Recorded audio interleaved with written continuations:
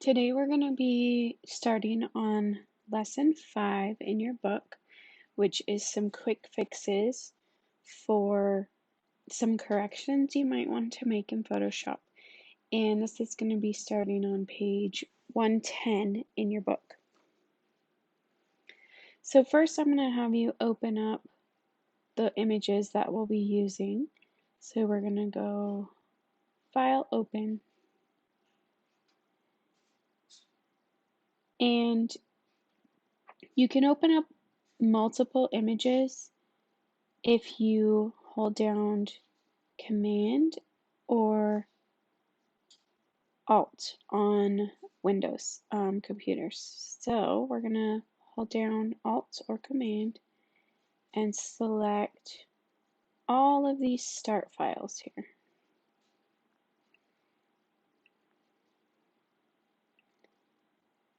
Okay, and I'm just going to wait about the panorama photos for the time being. So this is going to open all of these images here in Photoshop. You can click and drag the titles around if you want to. You can also move them to different places in your window. So we're going to start with this red eye photo, and we are going to save it as red eye working.psd. So let's do that first. I'm not going to do this for all of them, but you should go ahead and save them all as PSDs, and then we'll click Save. So with the red eye tool, you want to go ahead and zoom in to the red eyes that you have trouble with, and then the red eye tool is underneath the spot healing brush and some of the patch tools. So you'll see it down here at the bottom of this drop down menu, and that's what we're going to be using here. The pupil size is going to be 23% for this particular image, and the darken amount is going to be 62%. And they just probably got that from trial and error, but we're going to go ahead and click the pupil that is red in her eye, and you'll see that red reflection is going to disappear in both of her eyes, so that's good. It doesn't always work this well, but you can drag the red eye tool around if it doesn't get the entire red eye. So once you have that done, you can just save this as a JPEG. So export as JPEG, quality high, and then that you'll just turn in that as part of your submission today. The next one we're going to be doing is a curves layer to brighten up this image. So her eyes are no longer red, but the image itself is a little bit dark, so we're going to be going over and adding an adjustments layer. So we're going to be using a curves adjustments layer.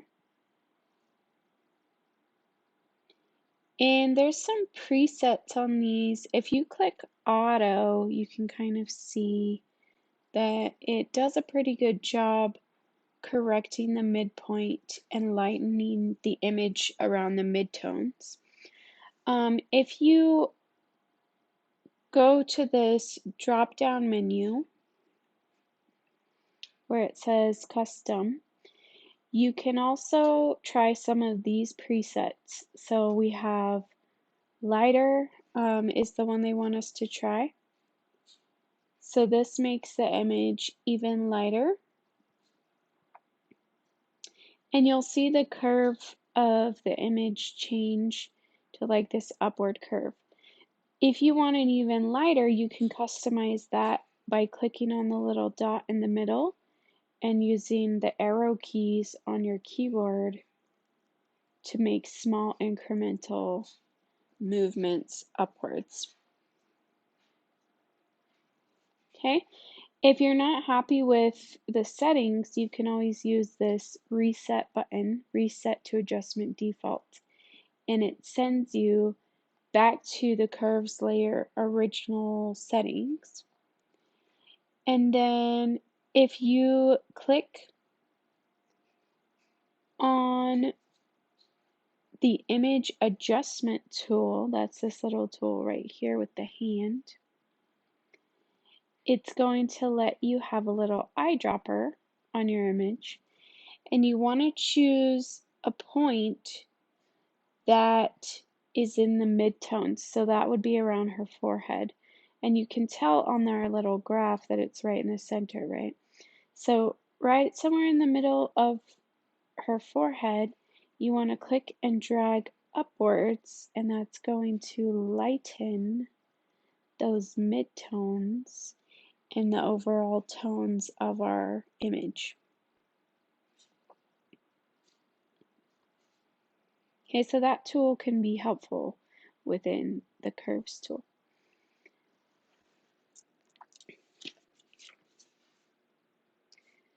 Okay, the next thing we're going to be doing on this is the liquefy tool. And the liquefy is actually a filter. So go ahead and save the PSD that as you have it. And then you're going to go up to the filter menu and click on liquefy. So the liquefy tool is inside of its own workspace, and you'll be able to see that here. Oh, hang on. If you're seeing a white box, it's because you're on the curves layer, not the background layer. So let's try that again. Click on the background layer, then we're going to go up to filter and liquefy. Okay, so we can see her face here. Right now, it's on face aware liquefy. And so you'll see these little lines. It's actually detecting her face already. And we're going to open up this little eyes section right here to twirl it down. And we are going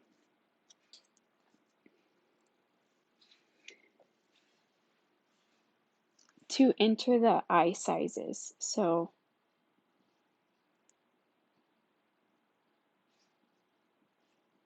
eye size is going to be 32. And we want to make sure this little chain is selected in the middle so that it does both eyes. So that's going to bump the eye size up to 32. You'll see it just slightly get bigger. If you make it more extreme, you'll really notice it, but 32 is a good setting for this one.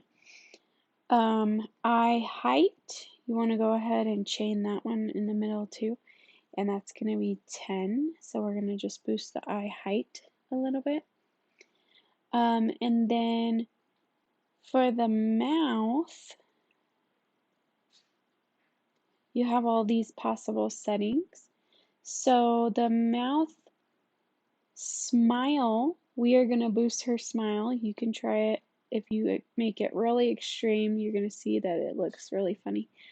But we're going to just put that at 5. And 9 is going to be our mouth height.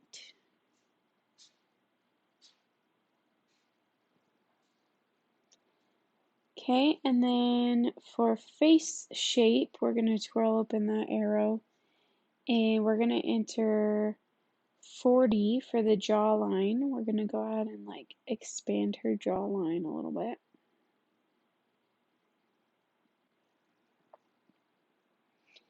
And 50 for face width.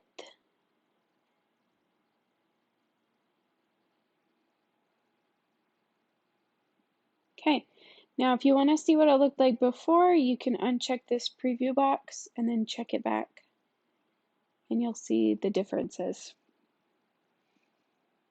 You can feel free to experiment with this and try a few things. Okay, once you commit the changes here, it will apply to your image, and there's not really any way to edit it except by going back in the history. Photoshop does a pretty good job of recognizing faces in an image, but sometimes if the head is turned a certain way, it won't. So just play with it and see what you think. So you will go ahead and export this image as a JPEG, and you only need to do one, so you can replace that other one that we just did. So we're done with that one. You can actually go ahead and save the PSD, and then we'll just close out of it. The next one we're going to be working on is this egret. So we are going to attempt to make this look like it has a blurred background. That's normally something that you could only do using certain photography tricks, but once you pull an image into Photoshop, you actually have a lot of flexibility with what you can do with it. So we're going to be using the iris blur here.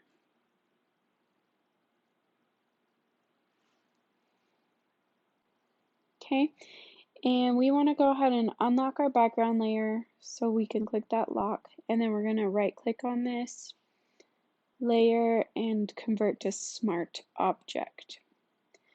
So that's just going to put it in like a protective envelope, so it's not going to make any permanent modifications to our image. It's just going to let us play around with it. So go ahead and save this as a Photoshop document.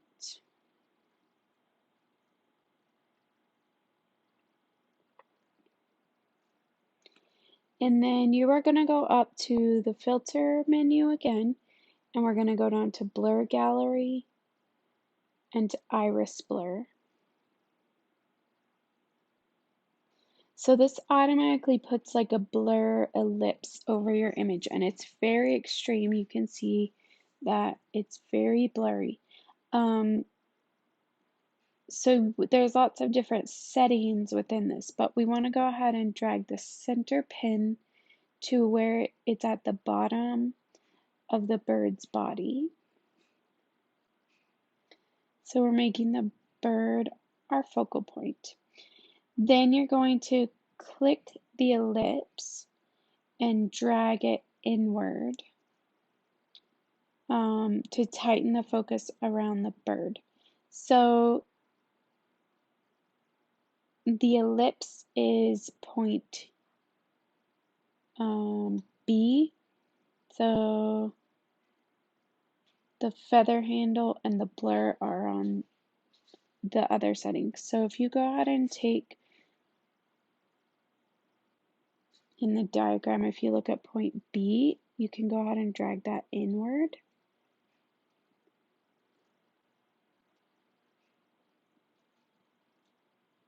There you go. And you'll see the ellipse start to shrink. So you want to make it stretch to about the edges of your bird, okay?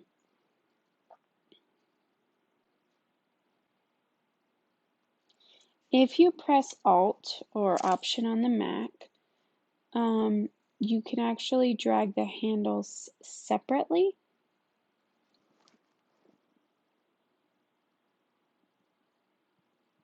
So it doesn't update them both at the same time. So just kind of play around with that. When you drag these inner points, this is the space that it takes to go from sharp to blurry. And so if you want to go ahead and put those little white points on the edges of the bird, that will make sure that your bird is in focus.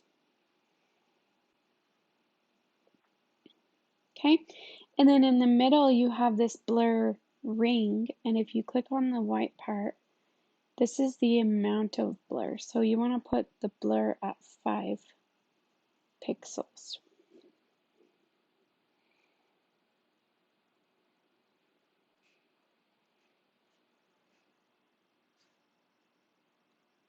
Or let's go to 6 pixels. Okay, so that's pretty simple. You'll just click OK, and you'll see it as a smart filter here. So if you want to make any changes, you can actually just double click on that and go back and make any changes. So let's save this one as a JPEG, and then we'll be done with that.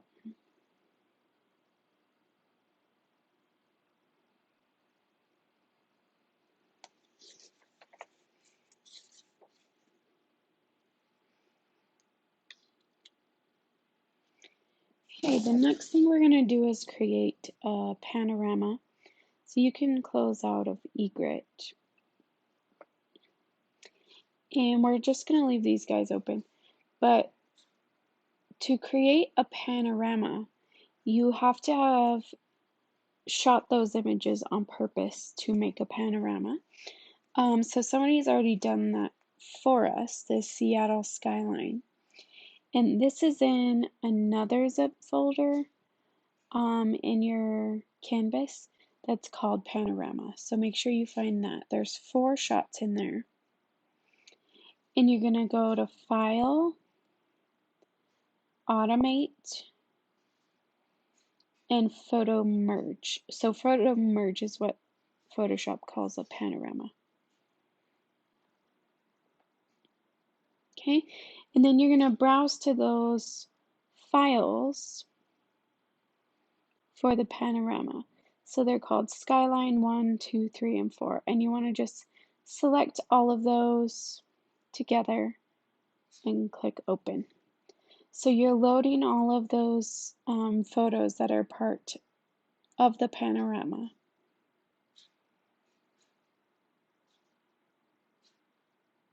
And then over here, we're going to choose perspective as our layout. You may want to try different layouts. Okay, and then down here, we're going to select blend image together. We're going to select vignette removal. We're going to select geometric distortion correction and content aware fill.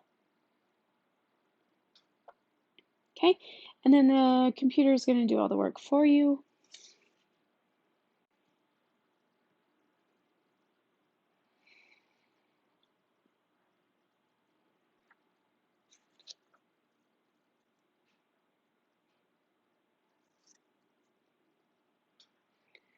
So, contrary to what you might think, I mean, you would think it would just line them up straight, right? But you can see down here on all these masks that we're only using a portion of each image. So if I turn off this layer, it shows you what actual parts of the photos we're using. So like, see how are you using like this jagged edge?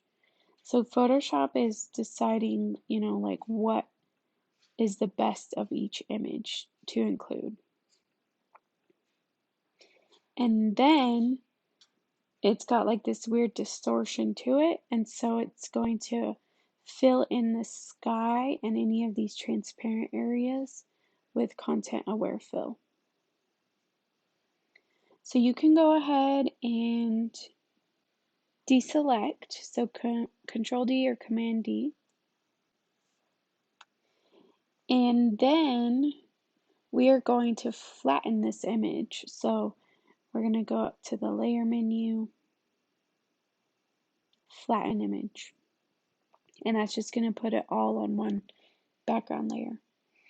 Okay, and then you can save it. So you're going to go File, Save As, go ahead and save it as a Photoshop document. Skyline working.psd.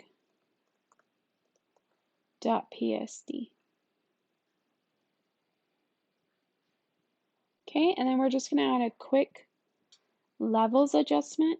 So go to your adjustments panel and choose levels. And then you're going to get the white eyedropper and go ahead and select a really white area of the clouds. And that should just brighten it up a little bit. Okay, so once you are happy with that, you can crop the image. So let's go over to our crop tool.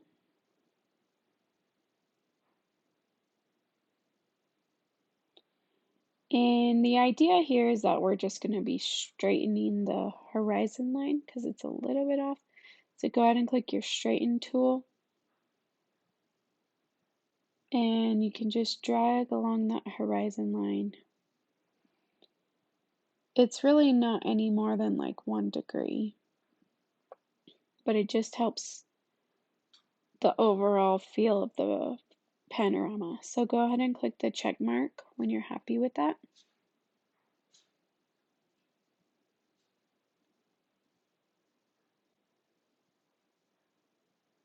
And then for this one, I want you to save it as a JPEG, and you'll just upload the JPEG for today's lab.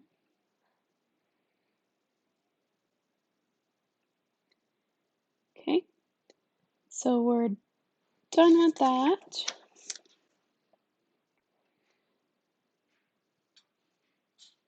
The next one we're going to be working on is the columns.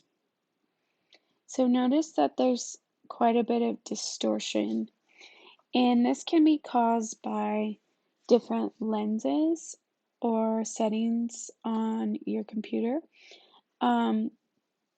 There's a lot of lens correction options that will help you in Photoshop.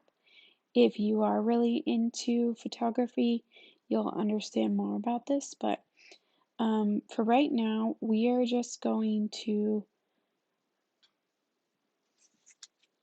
try to change the distortion on these columns. So you're going to go up to the filter menu and you're going to go to lens correction.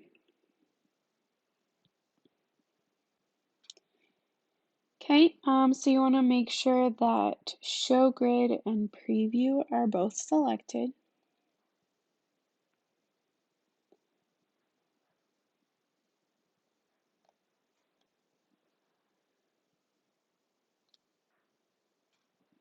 Okay, so go over here to the auto correction and we're going to make sure auto scale image is selected, should be, and that transparency is selected.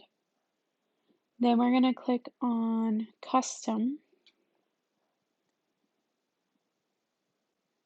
and we are going to drag the remove distortion slider up to +52.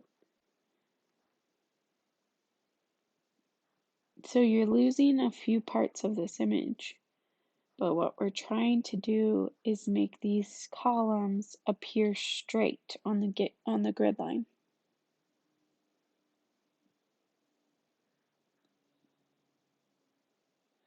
And because auto scale was on, it's going to do some adjustments for you, and then you can click OK.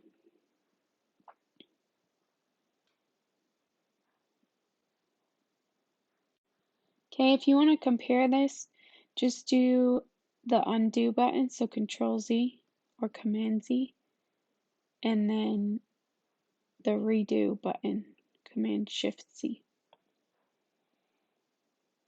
Okay, so now you can just save this as a JPEG. That's all we're going to do on that one.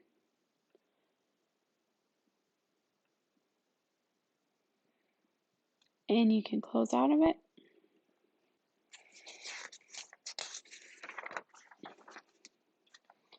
The next one is extending the depth of field.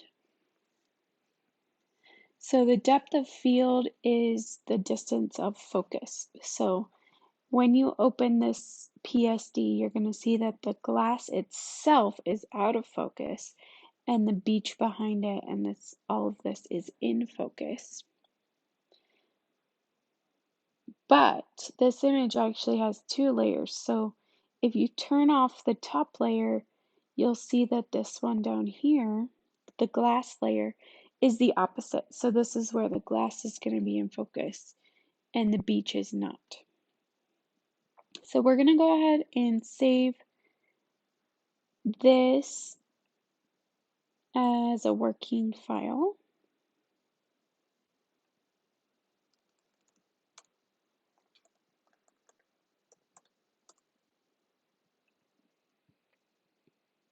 Okay, so you only want to see the glass layer. So go ahead and turn off the beach layer. You're going to merge both of these layers, but first we have to align them. So, sorry, go ahead and turn on both of them, and then shift click glass, and then shift click beach. That selects both of the layers, and then you're going to go up to edit, auto align layers, and that just makes sure that they're lined up perfectly. So go ahead and select auto,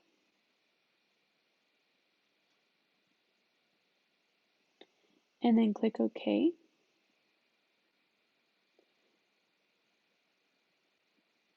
Oh, hang on, we got to take off this lens correction. Okay, so turn off both of those and then click OK. So it's going to align the layers perfectly. And then we're going to go up to Edit, Auto Blend Layers.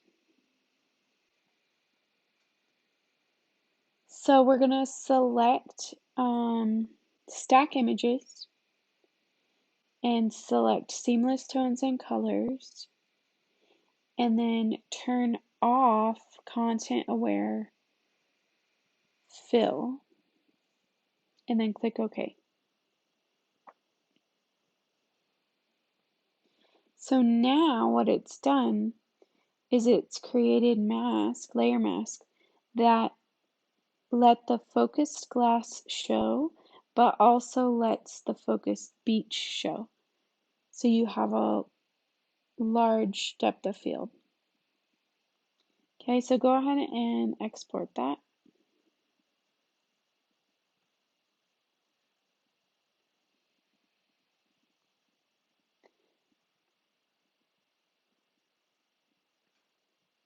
Okay, this one we are going to be removing something.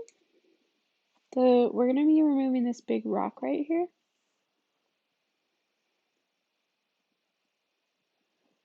So go ahead and save this as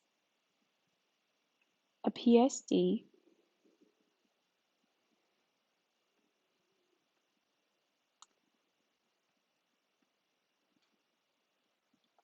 So just call it Japanese garden working. And then you're going to get the lasso tool, which is one of our selection tools. And you're going to lasso around the rock and the rock's reflection.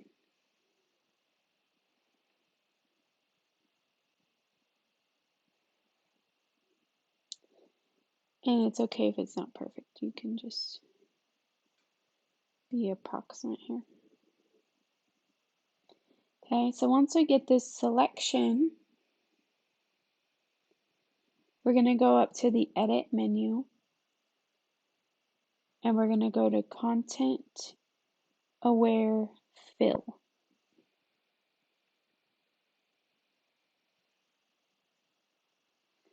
So this brings up a preview of what it's going to look like.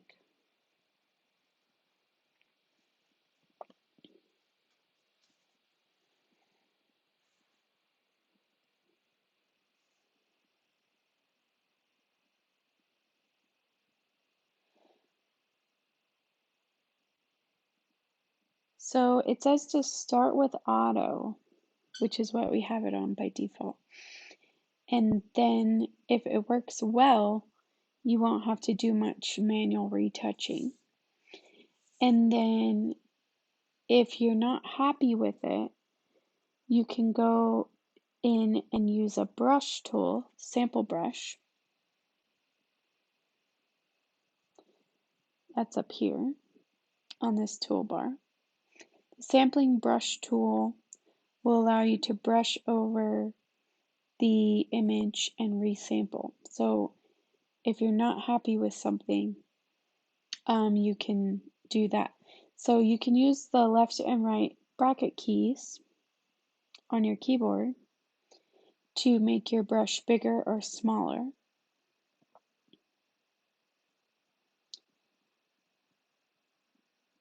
And then by default, it's set to subtract mode. So you want to paint over any unwanted areas, such as foliage or the edge where the water meets the foliage, to exclude it from the sampling area. So if you don't want something included in the sample, you can kind of get rid of those areas.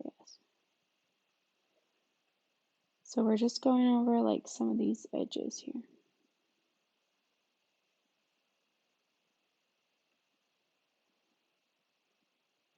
That way it's only going to resample from the water areas.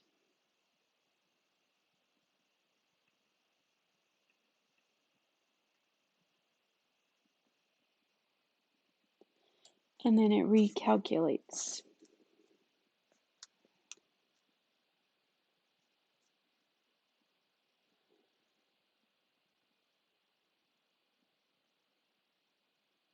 Okay. So once you're happy with that, you can click apply, and then you can deselect your selection area when you're done with that. So you want to click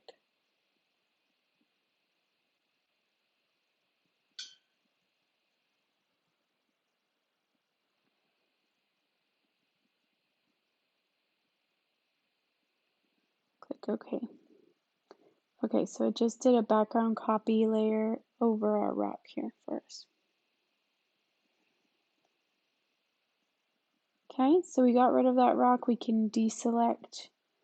You may want to go in here with like the Band-Aid tool and clean this up a little bit, but you can just save that as a JPEG when you're done.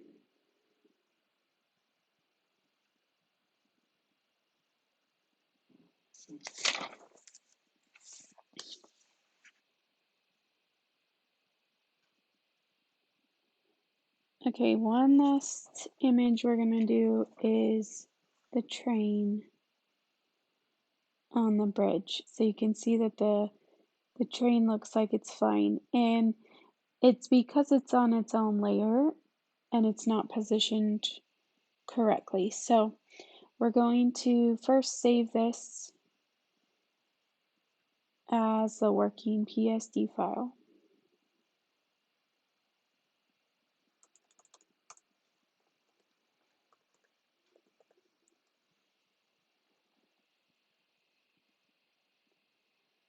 Okay, and you want to select the train layer, which is inserted as a smart object. And then we're going to go up to Edit, Perspective Warp, and it tells you how to do it. So click and drag to define planes, snap two or more planes together to define corners. So we are going to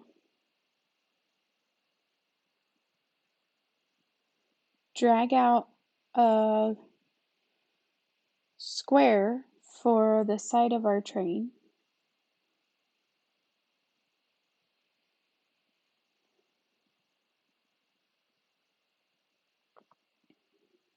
And you want to get as close to this corner as possible. And then you are going to shrink that square back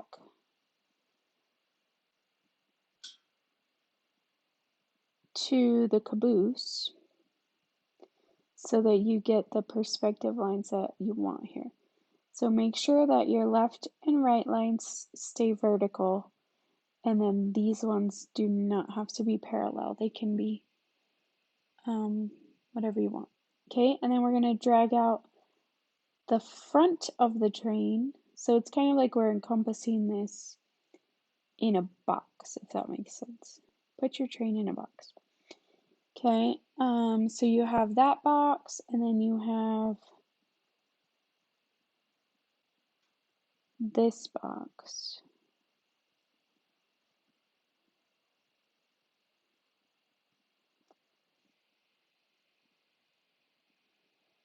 So these are the quads. And then, so the bottom line of the side plane should run along the bottom train wheels. And then the top edge border should border the top of the caboose. And then the front plane should mirror the lines of the cow catcher. So right here, it should be straight across here. So once you've drawn your planes, you can click warp up at the top, and then you can move the warp pins to manipulate the perspective of the train. So click on the 3 vertical lines up here, which is going to automatically straighten your verticals. And then you're going to drag the handles to move the back end of the train down and into perspective with the tracks. So you might need to start with this pin. We'll see. Okay, so you want to make this line that you're working with parallel to the train track.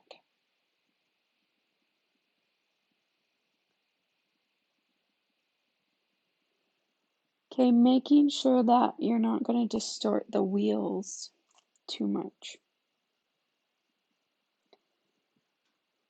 But you can literally make it look like the train is on the tracks here.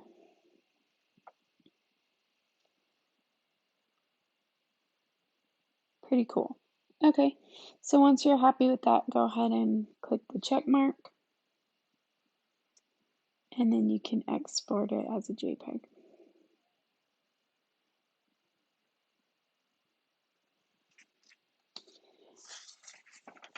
Okay, so that's all for this lab. Make sure you get all of these images gathered up and submit them in a zip folder.